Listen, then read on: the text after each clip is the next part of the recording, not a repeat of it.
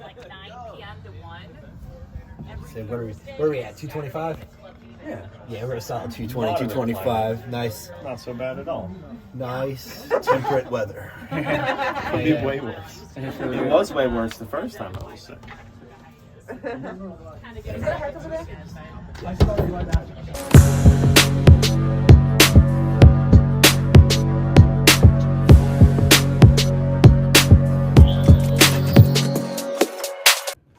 All right, so it is a deload week, and for those that maybe don't know exactly what that is, it's a week built into a training program where the intention is recovery over anything else. So the idea here is that we take a light week to put me in position for my last big push and then taper to be in the best shape possible for my race.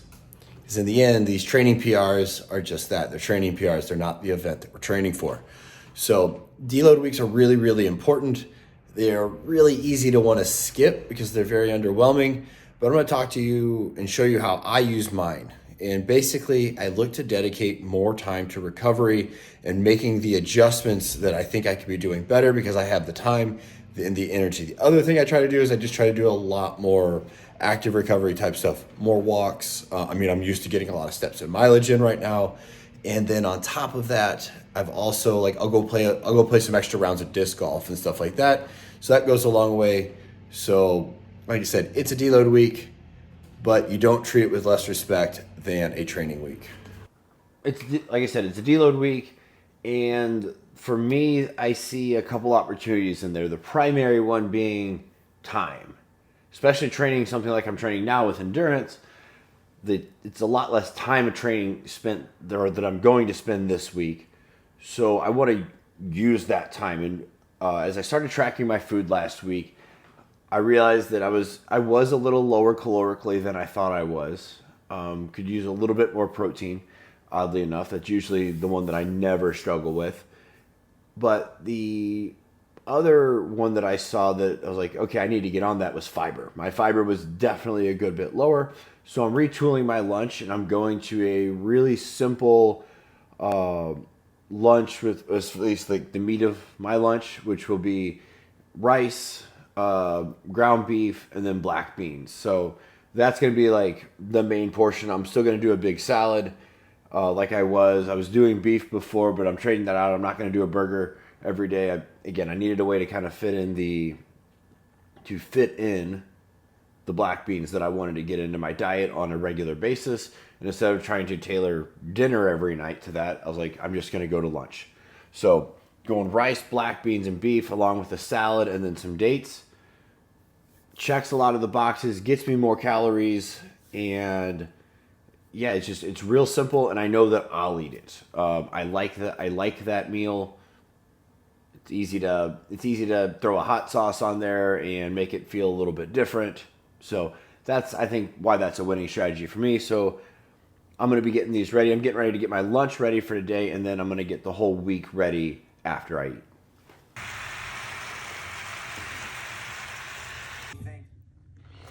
Get you a pressure cooker. There we go. We got 5 days worth of lunches made, 5 days of overnight oats. This ish ain't an accident. Out grabbing a walk and getting ready to head out to go hit a nice little 3-mile trail run here in just a little bit.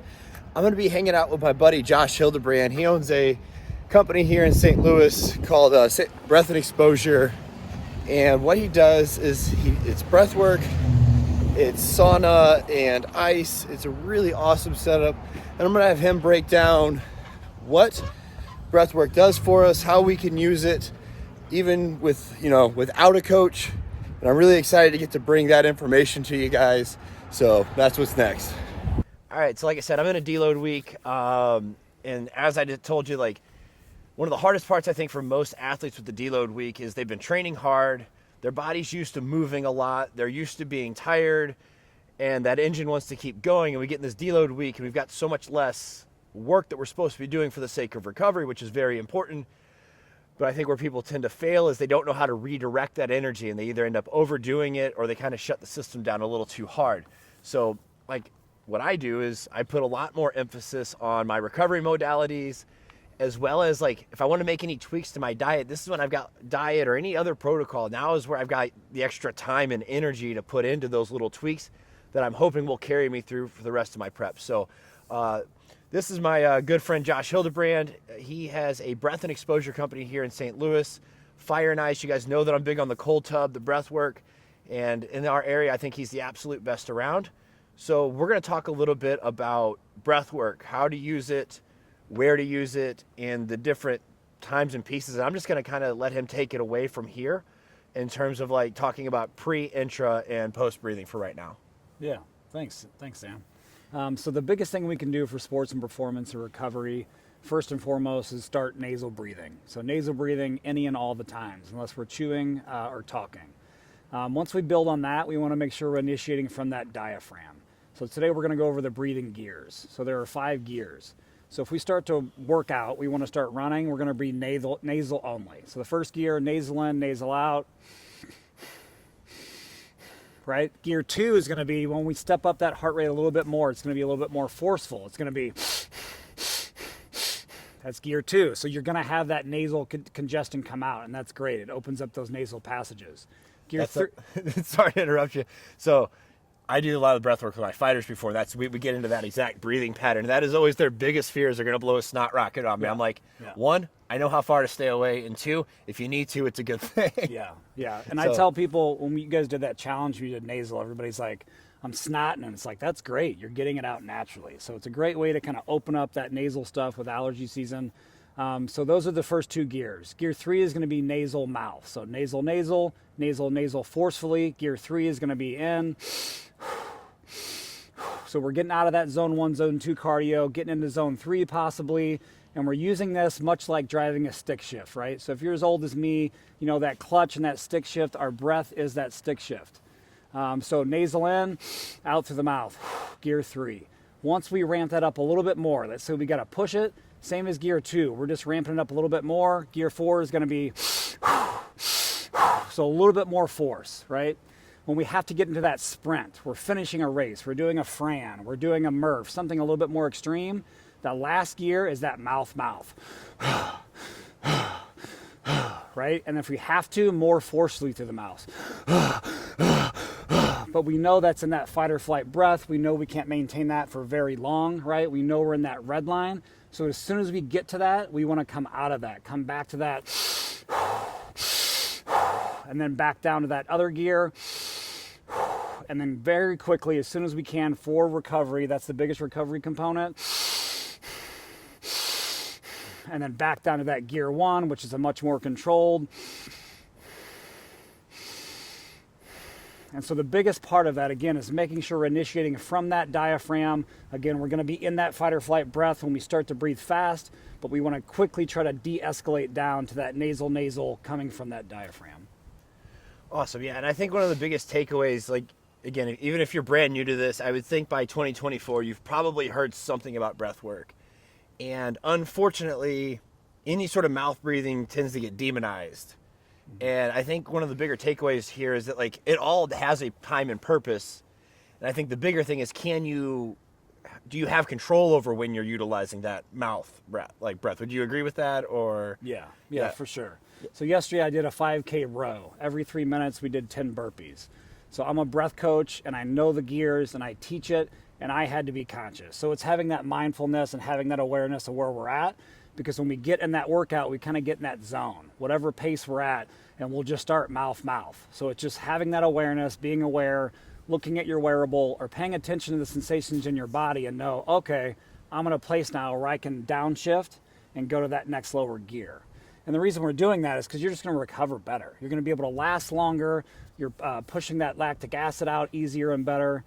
So just a better way to move. But it is a practice. Yeah. So when you start breathing, you're going to be mouth breathing, and you're going to have to just say, okay, consciously, nasal mouth, back to nasal. And it's an active practice that you have to get used to and start playing with. Yeah, absolutely. And one of the things I felt for me, it's actually made my wearable a lot more useful, because the more conscious I am of my breathing, the more I am in, like, learning how to feel these cardio zones. Right. You know, zone 1, 2, 3, and 4, and 5.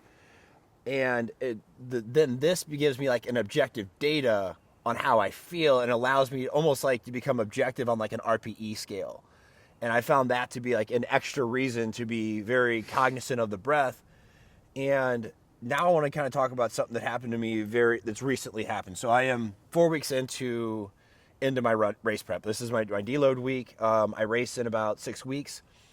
And this is my first time really getting into endurance and cardio and really building up running volume, especially since my injury. And you and I talked about it, and I was kind of already on this page, but we talked about, I started, putting an emphasis on nasal breathing from day one on my running. And I found that it helped me become more aware, but I'm feeling my body start to hit this switch.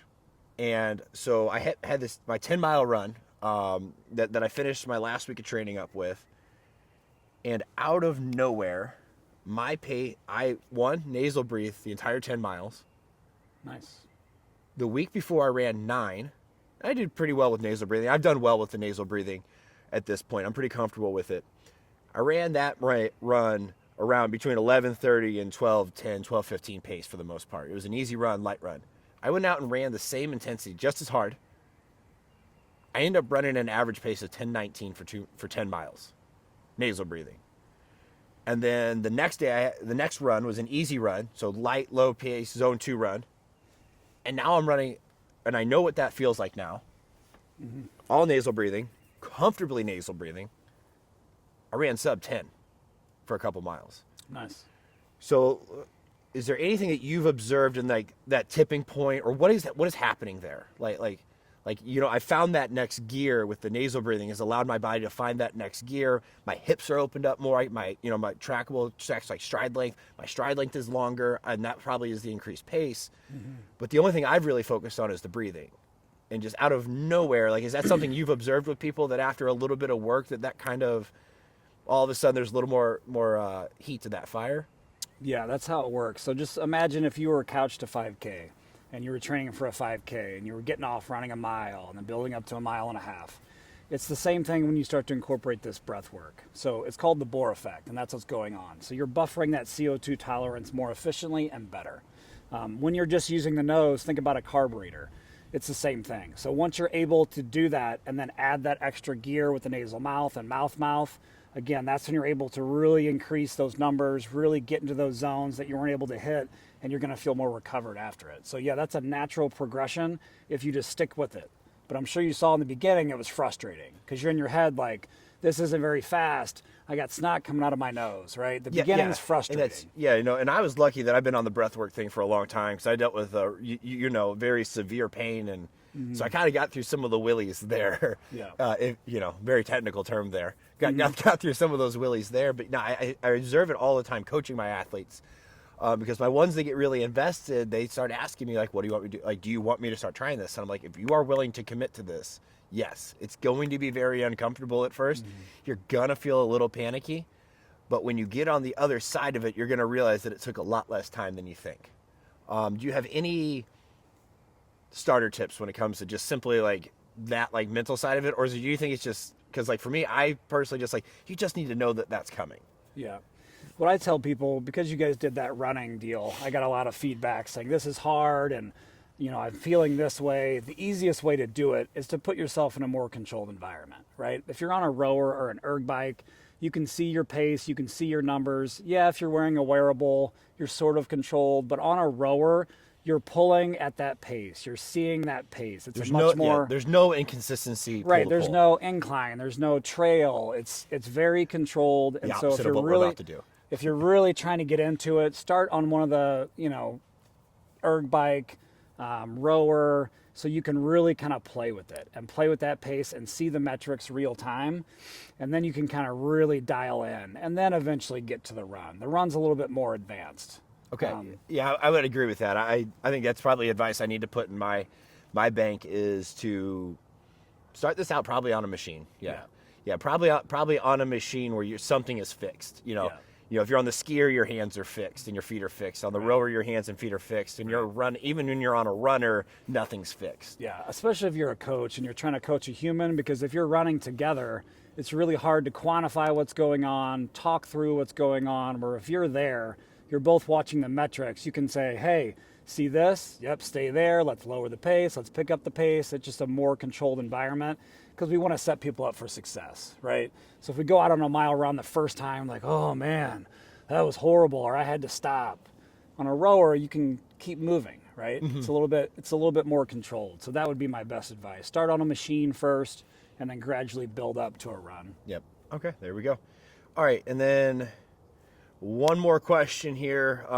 Maybe this is like your first exposure to an actual breathwork discussion in terms of like breathwork performance and all that sort of stuff. If you're going to give somebody that they are 1% interested, like they're 1% curious, you've gotten the eyebrows are raised, and knowing the fact that you can't really understand this until you feel it yourself, what would be like the one thing you would recommend, like that you would send them home with from a homework, like something they could put into practice that night, that afternoon, that you think would make them the most likely to come back the next day more enthused? Yeah. So the thing that I say at all my events is, like I said in the beginning, nasal breathing all the times. Be conscious of it, like we just talked about with the practice on the run. If you watch even high-level events, I just watched the NCAA game, the ladies' game, blown away, by the way, by the women's sports right now. But if you watch even high-level sports, people's mouths are just wide open. Mm-hmm. High-level organizations are bringing in breath coaches, and they're aware of it. But if you watch people, they're just always mouth open. Just start looking around. So just close that mouth, very beginning baseline, mouth closed. It's just going to help all the things. That's why you see people taping their mouth at night. So nasal breathing all the time. After that, box breathing. It's the simplest gateway drug, I call it.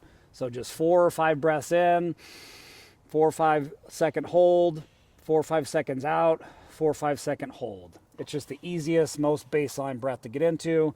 That's just going to get us used to that breath, breathing from that diaphragm, and pay attention to the sensations, right? Again, we want to initiate from here, up into our upper lobes, hold, and then exhale, the same thing, and just feeling and expanding. Like when I'm doing that and I'm really pushing it, I feel my shoulders align, my back will adjust itself. So just play with that box breathing and extend those seconds as you get better. It's a good way to down-regulate. It's a good way to just start that breath practice. Awesome. That's kind of where I start too. I recommend people, like, I send them home, like, do some box breathing and try to catch yourself breathing just through your nose as much as you can today, and tell me how you feel after. Yeah. That one's really common. And I can also vouch for, I have had adjustments in my spine through simply just doing breath work as well. If you heard that and thought that was a little nuts, I kind of thought I was a little nuts whenever I had that happen. You're the only other person I've heard verbalize that. Yeah, it's like anything. Once you get better, I mean, everything changes. There's a reason why breath work's gotten so big. I mean, it changes your entire state. Yep. Like Wim Hof says, you can get high on your own supply. Dude, I'll tell you what, man. Like, life-altering intervention when I was exposed to his work, for sure, without question. With where I was at, what I was dealing with, couldn't have been a more important person to come across. So you want to get into the real crazy side of this, Wim is the man. But when it comes to being crazy, Wim's also the man. Yep. Cool. So we're getting ready to step out on a nice 3-mile easy run. What do you recommend for me? So we're going to play with the gears. So Okay. we're going to start nasal and then forceful nasal and then nasal mouth. And we're just going to kind of play with it and kind of pick up that pace. See if we can go a little bit faster than that 10, just to see how you feel. And then we'll talk about it afterwards. Sick. All right. Let's knock that out. Let's hit the trail, and we'll check in after. Hello.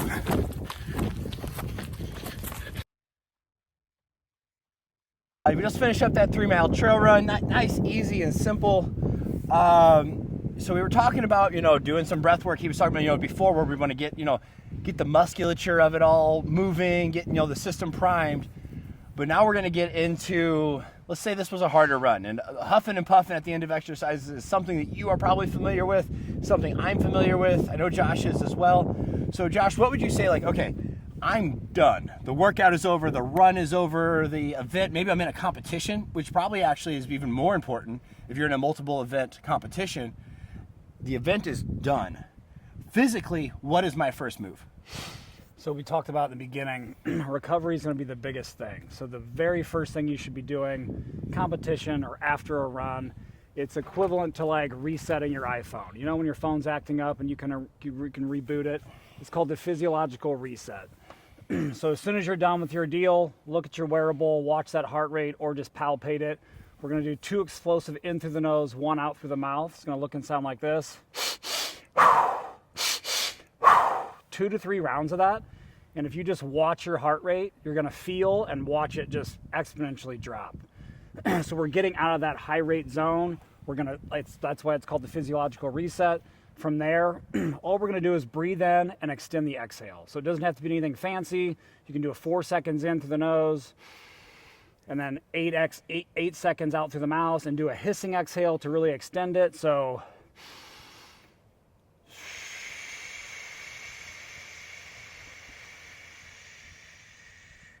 and you're going to feel yourself just completely down-regulate.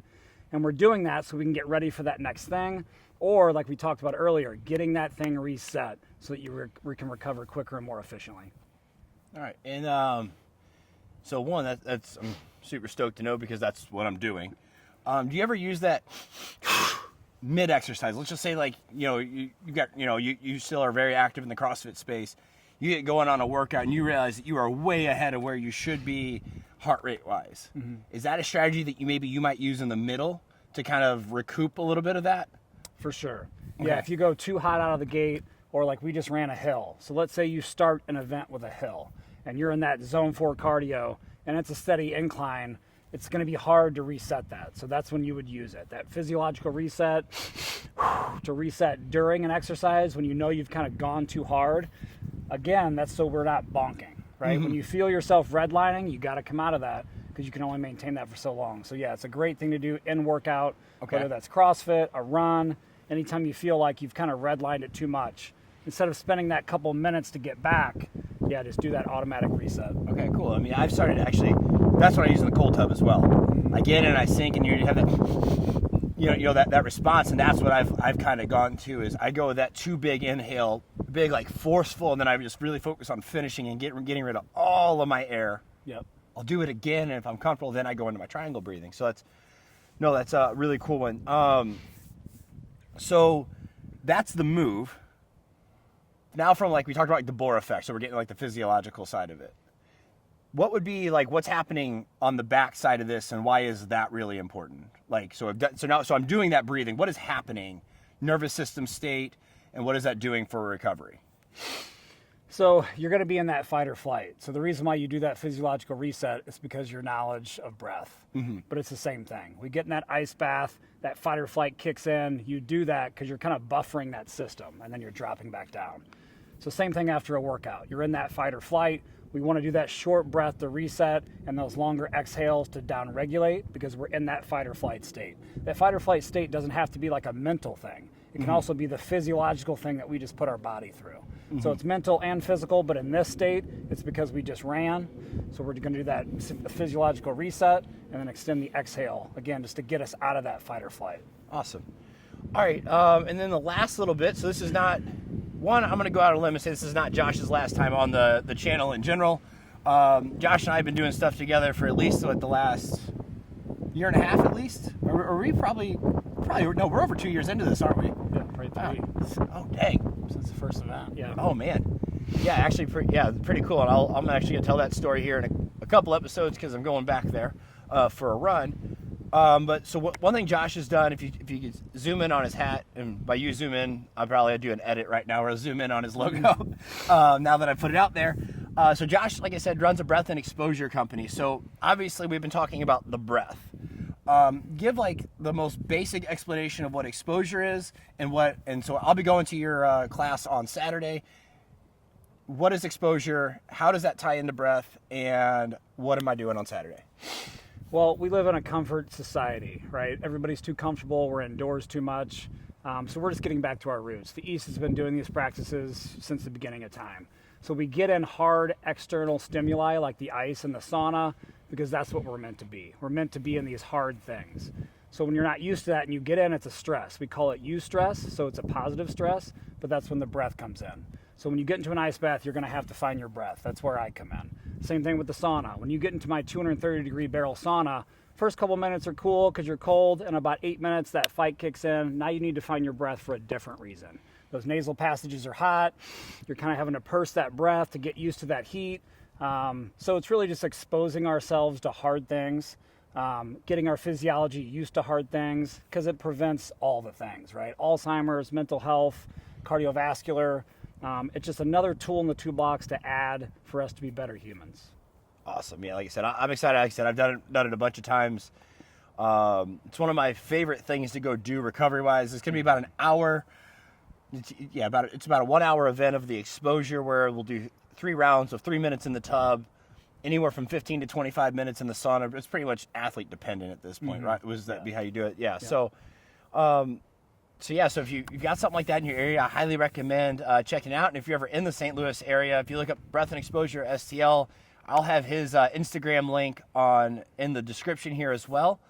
And if you got questions on that, I'd love to talk more about this. This is one of my favorite things. I found this, I've talked about this before. I found cold and breath when I was dealing with my complex regional pain syndrome, and I came across Wim Hof, and that was my first exposure to all this stuff.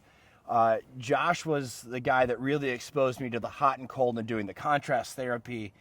And man, is it quite the refresh. Like I said, I'm in this deload week. I'm trying to put the extra time and energy into the recovery side of things. So I go and get this session done, and it's just a huge boost to recovery. It's going to be a big piece of momentum leading into the rest of my prep, because after this deload week, I've got 2 very hard weeks of training, a lot of mileage, a lot of uncharted waters coming for me. I get a couple weeks to taper, and then it's race day. So I'll probably at least get into another one of these sessions at least one more time before I leave for Utah, not Arizona, leave for Utah, flying into Salt Lake, I believe. And so Josh, you got anything else?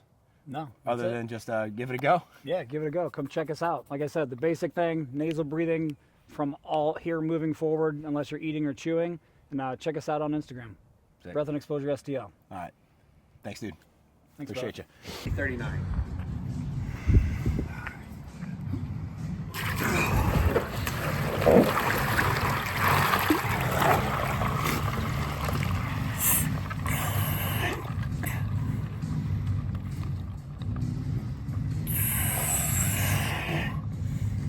Talking about you just hurt ourselves for an hour, a couple hours.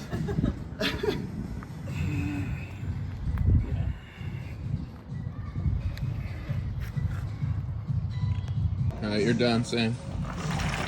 I think in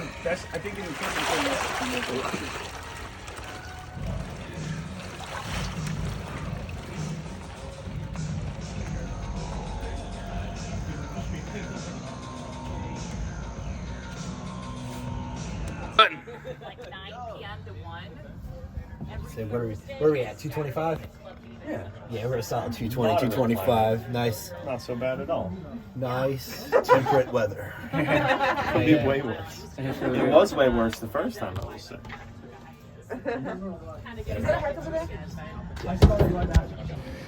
Deload week is complete. We just finished up the last run of the week. It was just a 4-mile easy run. What I'm noticing is even on my easy runs that my pace is naturally falling. Today was at 10:07. There was no effort on pace, and I've not been running 10:07. That's a little faster than I ran my 10 miler, which was a good bit faster than I ran my 9. The body's just getting used to it. I was definitely ready for this deload. I'm also ready for it to be done.